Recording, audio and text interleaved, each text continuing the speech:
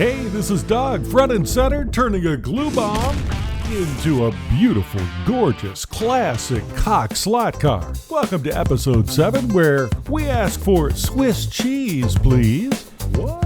What does that mean? Well, we've worked really hard getting these slot cars all smoothed out from being a pretty sad glue bomb. Well, now we're going to cut into the second of the cars to make vents and also to put headlights in.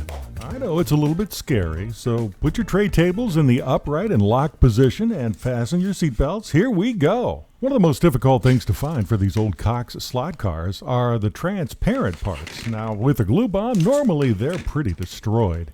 But there is good news. There is one fella, Brad Blome, who you can find on eBay, makes a lot of these transparent parts that are so difficult to really turn out beautifully. And he does. And they're rather inexpensive. About $20 for a windshield and a few more for the headlight pieces, which, believe me, if you've ever made these things, is very futile. You've got to have a vacuum chamber to make these clear parts turn out perfect. And these parts are wonderful. Thank you, Brad. In the background, I've got an image up of the Chaparral 2C that we're modeling, and there are quite an array of vents on the front. I have them almost accurate here, and a little bit later on in the episode, I'm going to make them even more accurate. When I create these vents on the front of any model, I always put together a template. I fold the template in half to make sure that the vents are perfectly symmetrical and equal side to side. I always start with a rather large round bit, and I make perforations right in the corners to make sure that I've got nice radiuses on these cuts. You'll see what I mean as I continue to work on them. Now, once these holes are cut, you'll see me going in with files, both flat and round files. Round files are to keep those radiuses on the corners there, and then the flat files are just to smooth things out. Now, you'll see here, this is the hogging out stage.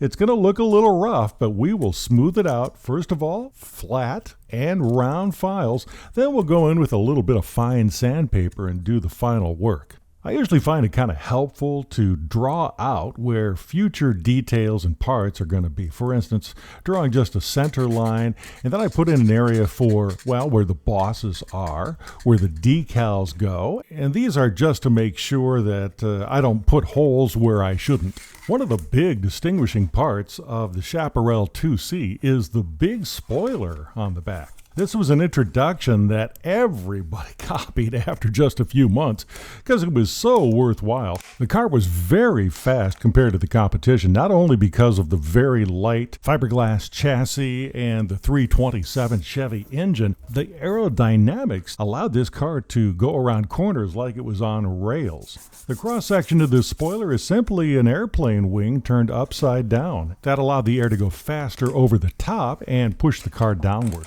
I want to give some credit to Jean-Michel Piot, who is really a pioneer in restoring these Cox slot cars and does some of the most incredible restorations that I've ever seen. You can find him on the web. Just look for Jean-Michel Piot, P-I-O-T.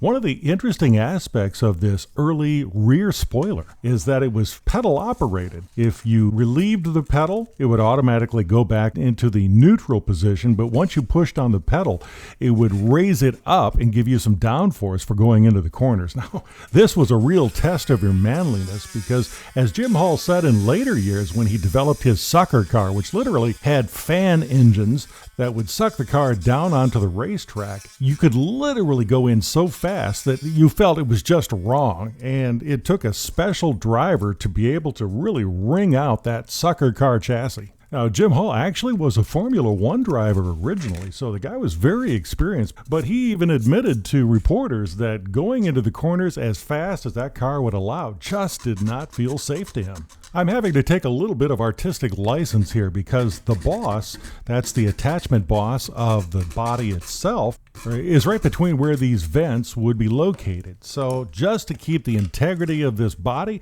let's just shorten them up slightly. It'll hardly be noticeable. Chaparral cars and their bodies changed almost every race, and you can really take a look at this happening. The headlights on the front are different just about every race. Sometimes there are 4, and sometimes there are 2, but the 2 are spaced differently for some reason. He must have been pulling body after body out of the fiberglass mold and just cutting these. So these are a little bit closer together than later versions of this car. Remember, most of the material we're cutting into now is not the styrene. It's milliput, which has a consistency very similar to plastics when you work on it. It actually carves very nicely, as you'll see. It's a really nice modeling material. Even though it looks like my finger is extremely close to the blade, it's not. It's just foreshortened because of the photography. But you can see that I'm doing ribs, and that is because I want to carve out the first little sections. It seems to be the safest way to do it. And then I go in with a very small bit. It's almost like being a dentist and you're carving on a tooth. Most of the fine carving is done with an X-Acto blade right after this step, and if you work really slowly, it pays off. The cups will hold these headlight covers perfectly. You can see here that we've uncovered the styrene reinforcement that we used for the nose. That's okay because we're going to use milliput now as a filler. Where do we use milliput? Almost everywhere. This is a really cool material because it comes in 2 parts. You knead it until it's very smoothly light green, and then dip it into water because it's going to stick to your fingers. It's going to stick to everything. It'll stick to the tools unless you do this. One nice thing about milliput is you can really thin it down so it fits into very small corners, and you can also use it thickly to fill in deep holes. If you're putting in fillets, remember what you did back in kindergarten. You rolled out these little coils. It makes a really nice way to give an even presentation in these creases. Then just use water to smooth them out. We're going to go back in after this dries with sandpaper and smooth everything out. It does take a little cleanup afterwards out on the workbench because you don't want it to get hard. Do it while it's soft and you'll be happy. And you'll be happy you waited around. We have a great interview with Jim Hall. Now, I understand that you and Half Sharp have quite a layout back in Midland, Texas. What is that? Well, it's where we build the cars, and over the years, it's just gotten bigger and bigger. We started out with a shop, and now we've got a pretty complete facility for building this type of machinery. As you probably know, these cars change race to race. We do a lot of modifications between races. The development work on the car is continuous. After the cars are together, we go through what's gotten to be a pretty routine test procedure for us now. We originally set the cars up on our skid pad. It's a 120-foot radius circle. After the skid pad work's done, then we take the car out on track and make sure that it does at different speeds what we expected.